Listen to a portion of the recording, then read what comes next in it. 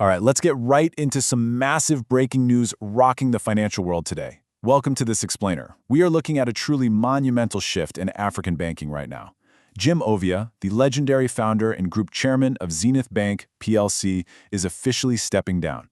And listen, when the architect of a multi-trillion naira financial powerhouse exits the stage, it sends ripples through the entire economy. It's a huge deal. So we're going to unpack exactly why this transition is happening right now, what it actually means for the market, and most importantly, who is stepping up to take the reins.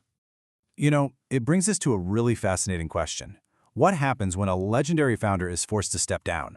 Now, I say forced, but let me be clear, this is not because of some scandal or poor performance, far from it. Zenith Bank's valuation just soared past the 5 trillion naira mark. But whenever a central figure who practically shares DNA with the institution leaves, a massive leadership vacuum is created. The market immediately looks for continuity. Investors are definitely asking themselves, is the bank going to maintain its aggressive growth, or is it going to stumble without its visionary at the top?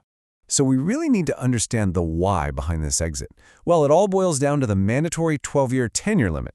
Basically, the Central Bank of Nigeria enforces strict corporate governance guidelines for financial holding companies, non-interest banks, and payment service banks. They place a hard, non-negotiable cap of 12 years on the tenure in non-executive directors. Jim Ovia has simply hit that regulatory ceiling. Honestly, it's a real testament to the fact that in today's highly regulated banking environment, compliance is absolute. No exceptions, even for the industry's founding titans.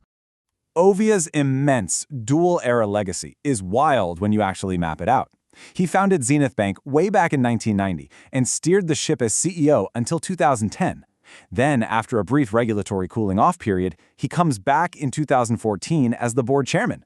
Fast forward to May 2026, and he'll conclude this second major chapter. Guys, that is 36 years of profound influence. He literally guided Zenith from a bold startup all the way to a dominant continental force. And that legacy? It's deeply recognized internally. During the bank's 35th annual general meeting, the Zenith Bank board released a statement that I think captures his impact perfectly. They noted, his visionary leadership and unwavering commitment to good governance significantly strengthened the group's reputation. This isn't just fluffy corporate speak. It's a total validation of the massive stakeholder value he's created over the decades. He built a culture of integrity and strategic foresight that the bank is absolutely relying on as it enters this new phase. Which brings us directly to the next era. So, who steps in the shoes that big? Meet the successor, Chairman Mustafa Bello. With the full approval of the Central Bank of Nigeria, the board has appointed Bello to take the helm. Because let's be real, when replacing a titan, you don't just pick anybody. You need a leader who commands absolute respect, understands insanely complex systems, and brings a wealth of diverse experience to the table. And Mustafa Bello fits the bill perfectly, right? Starting with his academic foundation. Now get this, he didn't start in finance. He's actually an engineer. He holds a bachelor's degree in civil engineering from Ahmadu Bello University, graduating in 1978 with a second-class upper division. He even won the prestigious Shell Prize for the best engineering project and thesis. That tells us he possesses a highly analytical, incredibly detail-oriented mind. And those are traits that are insanely valuable when you're overseeing a massive, complex financial institution. Let's trace his career progression because it really shows how he built his profile for the boardroom. He started out as a senior civil engineer with the Directorate of Quartering and Engineering Services of the Nigerian Army and the Niger State Housing Corporation. But then he makes this massive pivot to public sector leadership. He served as Nigeria's Minister of Commerce from 1999 to 2002. After that, he was the Chief Executive Officer of the Nigerian Investment Promotion Commission from 2003 to 2014. So he deeply understands national economic policy, global trade, and exactly how to attract and manage large-scale investments at a sovereign level. And beyond all those past roles, his current leadership footprint is vast.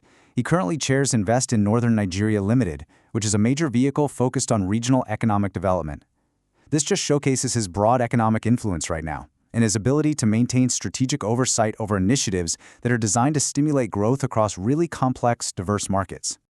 But honestly, here is perhaps the most vital number regarding his new role at Zenith Bank, 2017. Mustafa Bello joined Zenith Bank's board back in December of 2017. That makes him the bank's longest-serving current director. And this right here is exactly why his appointment is crucial for Zenith Bank's future stability. He isn't some outsider parachuting in to disrupt the culture. He has institutional memory. He already knows the bank's operations, its specific risk appetite, and its strategic goals inside and out. So when we contrast these two leadership eras, a really clear picture emerges. Ovia's era was entirely defined by a visionary entrepreneurial foundation and rapid, aggressive market expansion.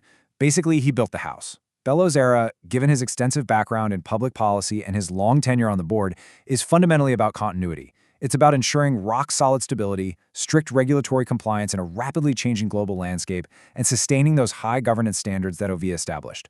In short, it's about fortifying the house for the long term. As we look to the future, the current status is a remarkably seamless transition of power that has really reassured the markets. But the big question still remains. How will Chairman Bello steer this multi-trillion naira institution through tomorrow's evolving market conditions? Especially when you factor in shifting global economic tides and brand new technological frontiers in banking. It's absolutely going to be a fascinating tenure to watch unfold. If you found this helpful, please like the video, subscribe to the channel, and click the notification bell so you don't miss future updates.